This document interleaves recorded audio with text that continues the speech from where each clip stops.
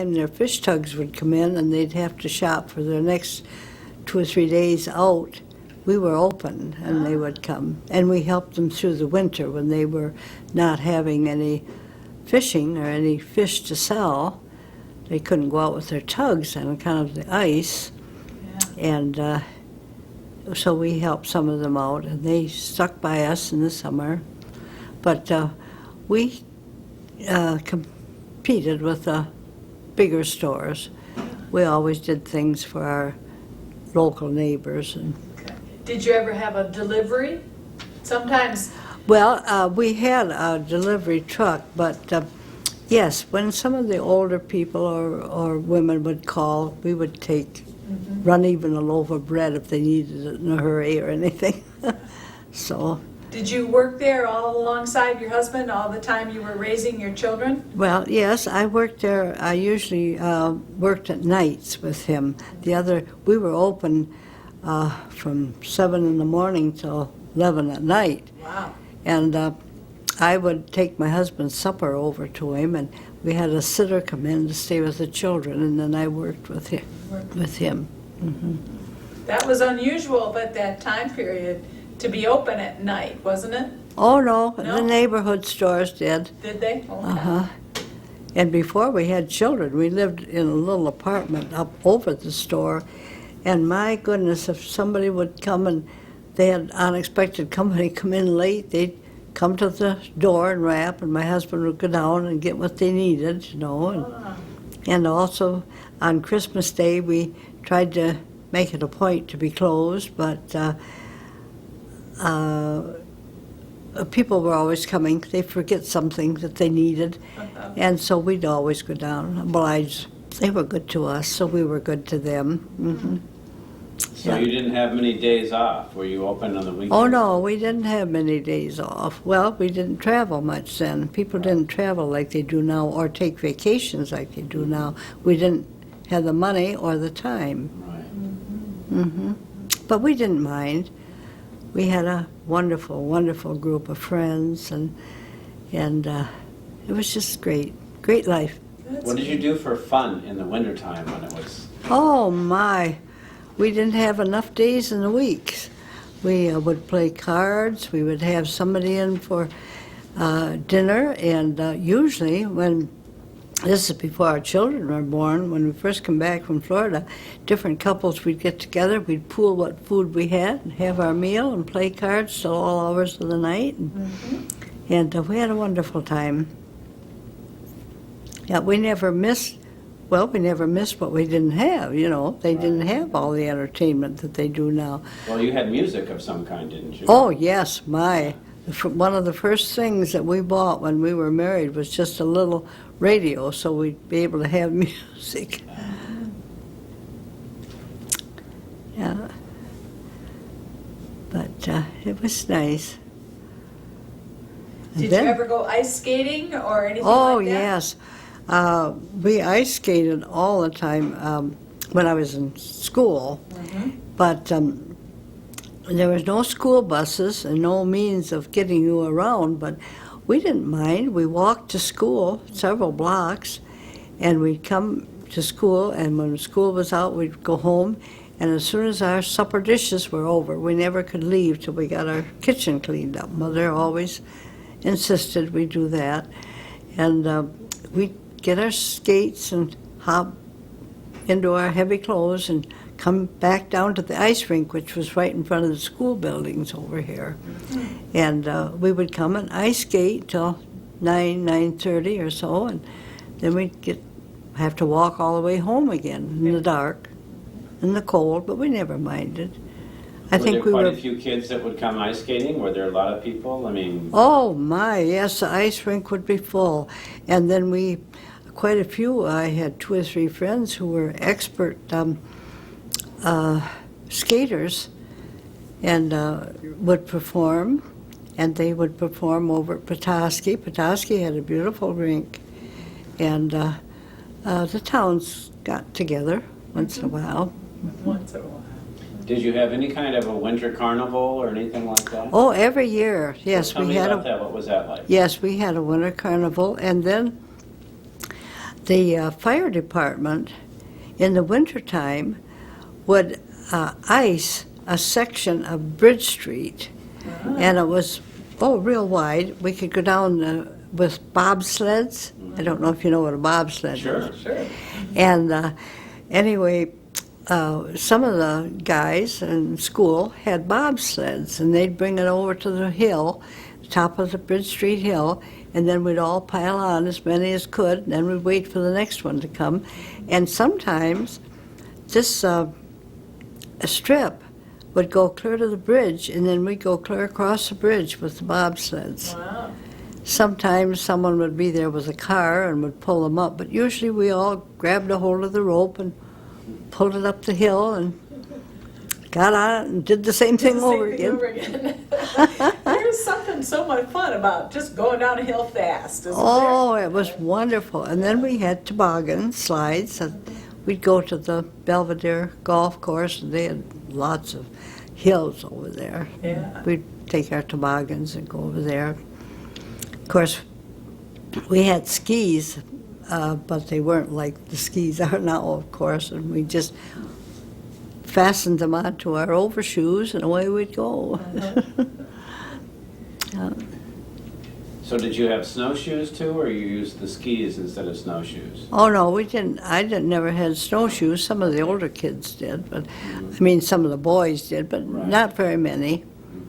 They didn't use the snowshoes. So you'd get around with the skis then? Oh heavens, yes, Right.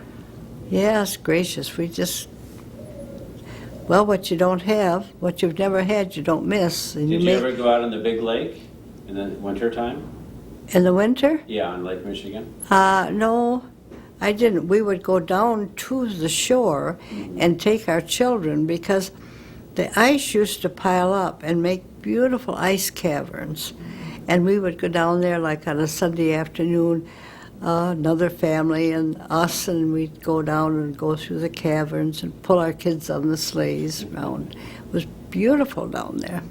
Of course, they don't have the winters that we used to have either, so they don't have the ice caves. Not to the extent what ours were. They were gorgeous. So Round Lake, did you go out and see where they cut the ice and did all the... Well, I fished through the ice on Round Lake. One of my girlfriends, her father, Mr. Helverson, had a fish shanty on there. So on Saturdays, he would take us girls fishing down there. He'd get the bait and the minnows for us, and then we'd go down and fish through the ice. Of course, that always froze over in the wintertime, which it doesn't anymore. Mhm.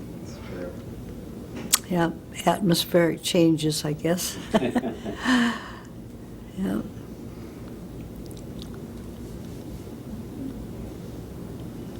But all in all, it was a wonderful life. I always enjoyed school. I always enjoyed my friends immensely. And my mother, our house was always open to the kids. And lots of times we didn't have a fancy dinner at night, but she'd fix glorified rice or something like that and sandwiches for the kids when they'd come in from outdoors, and it was great. Did you have things like hot cocoa and... Oh yes, we had all that. Yeah. Yeah. Good old chocolate. Yeah, Works every good. time. Yeah, chocolate we had. So what about in the summer? What did you do in the summer for fun? Well, there was always a lot to do. Of course, we kids always worked. Yeah. And when I was I was in this, probably 6th grade, I started working out at Edwards. Edwards florists and produce, and they sold produce to the big resort hotels, and they also had a truck of sorts that they took around to the houses in town and with their produce and flowers and things. And we kids used to, we'd work for them. They were awfully nice people. Of course, my mother went to school with 2 of the Edwards men, and when they were young. But we would get down on our knees and we would weed the rows of carrots, weed the rows of beets, and weed the rows of flowers, or we would have to thin them, and for 10 cents a row. And the row was, heavens, it was a long ways, but it was worth 10 cents. Yeah. Whereabouts was the Edwards, that garden area? Where was that in town? Oh, it was on May Street. It was, okay. Mm-hmm. And it's across from the South Side Apartments. Well, it's Okay. called, there's now houses in there, it's called Hampton Village. Yes, okay. That whole area was all gardens, and, Ah, and they lived in the big white house. okay, that's on the corner there. Mm-hmm, Yeah, yeah. okay. Now, did you go out in the lake at all in the summertime? Did you do any boating at all, or? Oh, no, we didn't have a boat, but we sure did a lot of swimming, Right. and we just had a great time. After we'd get through work, and all the kids in the neighborhood would get our swimsuits on and go down to Belvedere, and they would let us kids swim there in the evening, and but it was off limits during the day when the Belvedere resort kids were down there. Now, did you ever take the train? You know, I never took the train till after I was married and had a couple children. Ah, I never was on a train. And at that time, a friend of ours in Central Lake had passed away, and I went down to help, and I had to go on the train because my husband was busy at the store, and that's the only way I could go. So I took the train to Central Lake. Oh, my. But I never rode the train very much. so did you get to Petoskey? Did you drive, or how did you? Did you Well, ever go to Petoskey? yes, we went to Petoskey a lot after I was married, and we had a car, and of course we had to go to Petoskey, and once a year, or twice a year rather, in the spring, we'd go to Traverse City and buy all the kids' summer clothes, and then in the fall we'd go back and get their school clothes. There wasn't much of any place to buy those things in Charlevoix. Mhm. But, yeah, that's what we did. Well, the first time when we went to Florida, the roads were dirt roads. All the way to Florida. Yeah, Wow. it was dusty. And, but anyway, we got to Miami, and then the next time I went to Florida, it was in 1967, so there was a 30-year span there or better. And they hadn't built, 75 was not in existence at that time. And my husband worked for the, my husband worked for the USDA, and he worked in Michigan in the summer. He was a fresh fruit and vegetable inspector. And so then he was a fresh fruit and vegetable inspector in Florida in the winter, the citrus and the strawberries and one thing and another. And so we went down there in 67, but I just loved the trip. It was all country roads like, and then when they started building 75, there was detours, detours all over. And I loved that. It took you over the hills and you saw all the shacks that those southern people in Tennessee and Kentucky lived in. And they were delightful people, the ones we met when we stopped at gas stations. We always talked to everybody. And one time, it took us over a real high mountain and a narrow road. And I said to my husband, stop right here. There was no cars on the road. So he stopped, and we looked down, and it was Norris Dam. Oh, my. Oh, it was the most beautiful sight you ever saw. And the basin at Norris Dam was just lined. There were dozens of houseboats on it. Huh. So we had to stop. When we got down the mountain, we stopped and talked to a fellow at a gas station and asked if people lived in those or what. And he said, well, they rented them out in the summer. Oh. And we were always going back. But then the road was gradually becoming finished, and we were on different detours, and we never got back. But oh, that still hangs in my mind. That beautiful view Yeah.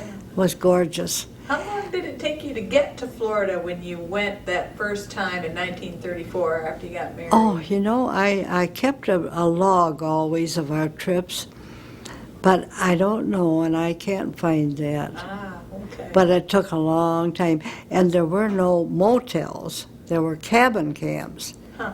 and you rented a cabin camp here or there along the way, and some of them weren't very comfortable, but you were glad to get in for the night, Sure. so it wasn't too bad. So coming back to Charlevoix, Yes. what is it about Charlevoix that you really like, and why why did you stay here in Charlevoix?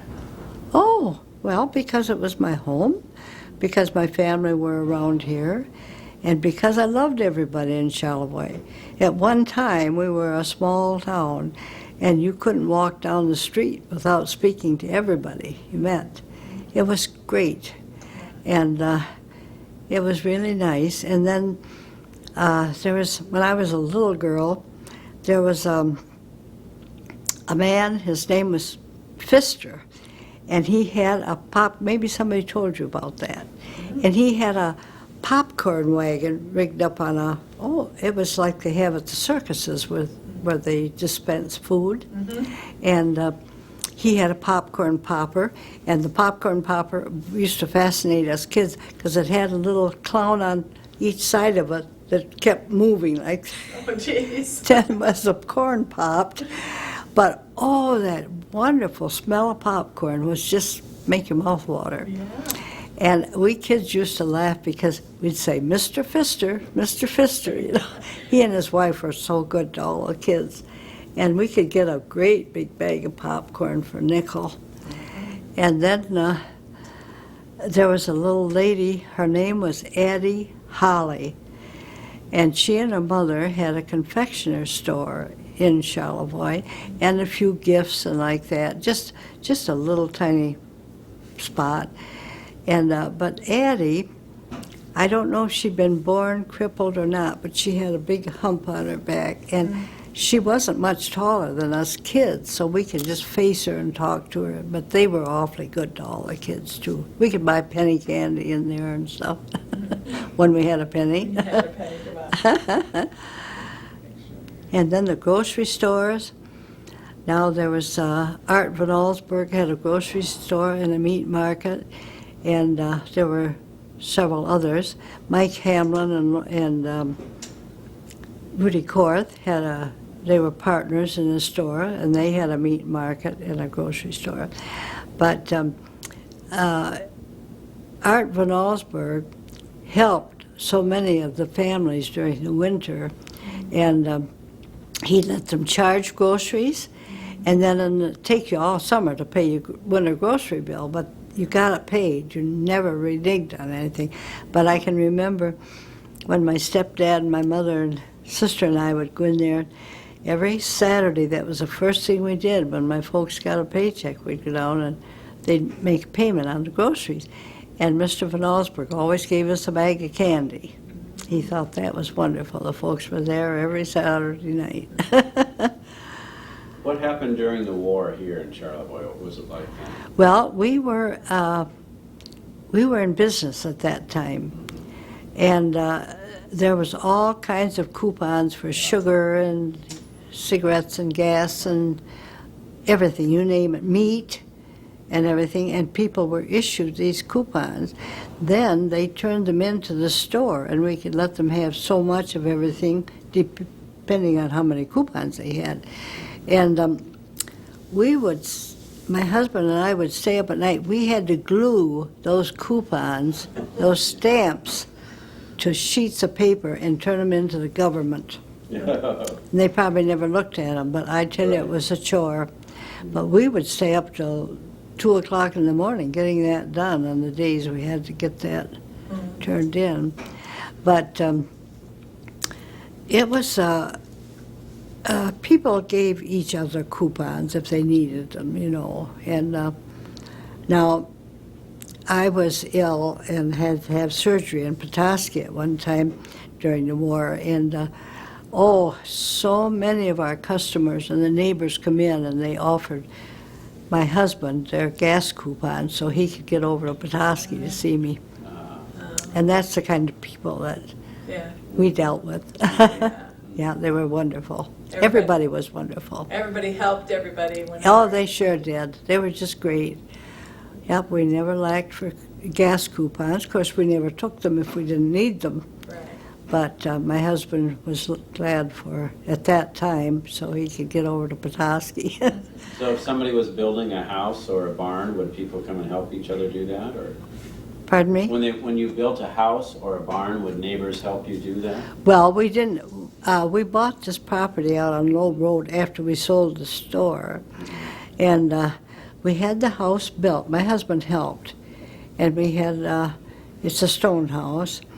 And we had a fellow, a carpenter, do it, and then my husband worked with him. And we never did put up a barn. There was an old barn on this property, and when we first moved to the farm, we had the 2 boys and our daughter, and we bought a cow so the kids could have the experience of milking, and I made butter and cottage cheese, and we sold thick cream, 50 cents a quart, and we had the barn my husband fixed up. It was great for the cow. And we always had a big garden. And one year, our boys were too little to work out, of course, but they wanted to earn money like all kids, so bad. So my husband said, well, you can have an acre of ground, and you can put in potatoes. And you can sell the potatoes, but you've got to provide